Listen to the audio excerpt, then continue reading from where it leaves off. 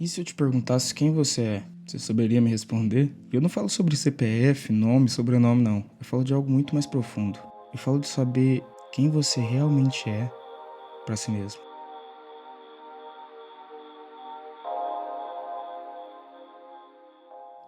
Bom, eu sou o Dallas e esse é mais um vídeo onde eu jogo e a gente troca um papo sobre algumas ideias que vem na minha cabeça.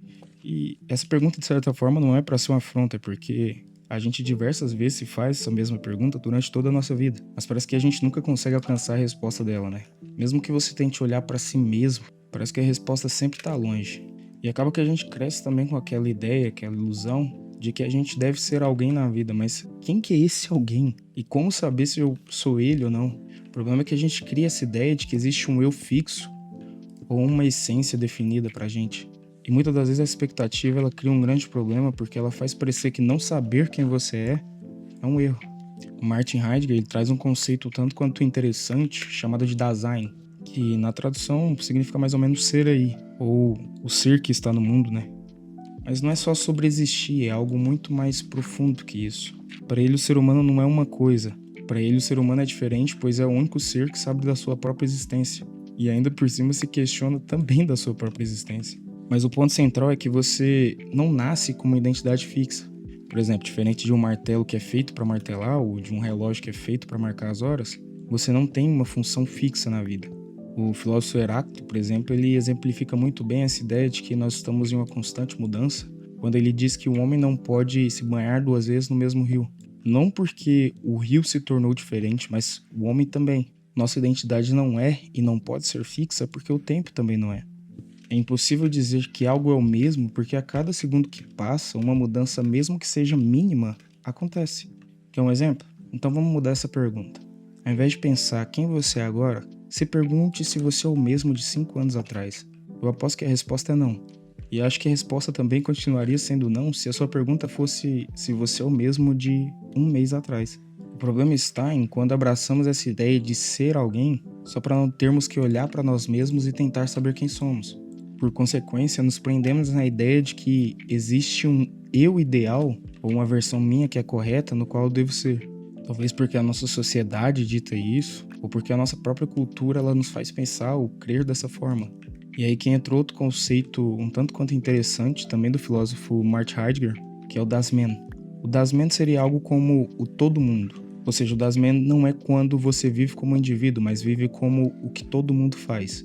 Por exemplo, todo mundo pensa assim, é assim que as pessoas vivem, é normal isso. Nesse estado você já não escolhe mais por si mesmo, você apenas segue o fluxo. Heidegger diz que a maior parte do tempo o ser humano ele vive como o próprio Das Man, ou seja, no piloto automático, seguindo padrões, repetindo comportamentos sociais, sem meio que refletir profundamente. É quando você fala o que esperam que você fale, é quando você sente o que você acha que tem que sentir. É o famoso viver como todo mundo vive.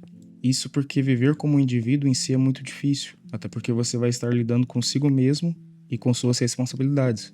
Logo, para você é muito melhor viver correndo atrás de um eu idealizado do que do eu que está em constante mudança. O problema é que com isso acontece a perda de si mesmo.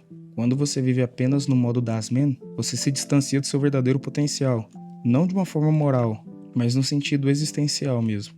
Você deixa de se questionar, escolher conscientemente ou até mesmo viver de forma autêntica. Você passa apenas a existir como qualquer um. A gente já entendeu que somos uma constante mudança, até porque mudamos até mesmo dependendo das pessoas que estão ao nosso redor, dos lugares em que estamos, dos sentimentos que estamos sentindo. Por exemplo, somos uma versão de nós mesmos quando estamos com a família, outra quando estamos com os amigos, outra quando estamos sozinhos, outra quando estamos tristes e assim por diante. Mas qual dessas versões é o verdadeiro você, então? A resposta é todas e nenhuma, porque todas são reais, mas nenhuma é definitiva. Você nunca consegue alcançar quem você é agora, porque no momento em que você tenta se definir, você já mudou. E talvez isso cause um certo medo, porque se a nossa identidade não é fixa, então constantemente estamos nos tornando desconhecidos para nós mesmos. Mas acho que existe uma outra forma de olhar isso aí. Talvez não saber quem você é não seja um problema, seja libertador. Porque isso significa que você não está preso a um rótulo, não está condenado a ser sempre igual e não precisa corresponder a uma definição antiga. Você pode mudar, recomeçar e até mesmo se reinventar. Talvez a gente não devesse perguntar quem eu sou, mas sim quem eu estou sendo agora. Porque a identidade não é algo que você descobre, é algo que você constrói continuamente. O desconforto de não saber quem você é também a prova de que você pode se tornar qualquer coisa. E para finalizar, eu gosto de dizer que a necessidade de ser alguém corrompe o homem já nascido. Mas aquele que entende que já nasceu sendo o próprio ser, esse se torna incorruptível. Bom, obrigado a você que assistiu até aqui. Me desculpe pela minha voz um tanto quanto estranha hoje, mas é porque eu tô com um problema na garganta. Mas eu tinha que gravar esse vídeo aqui. E se você assistiu até aqui, deixe seu like, se inscreva no canal, comente o que você achou. Comente novos temas ou até mesmo novos jogos no qual eu posso jogar. Mas tem que ser algum que eu rode no meu PC também, né? Então desde já muito obrigado e até a próxima.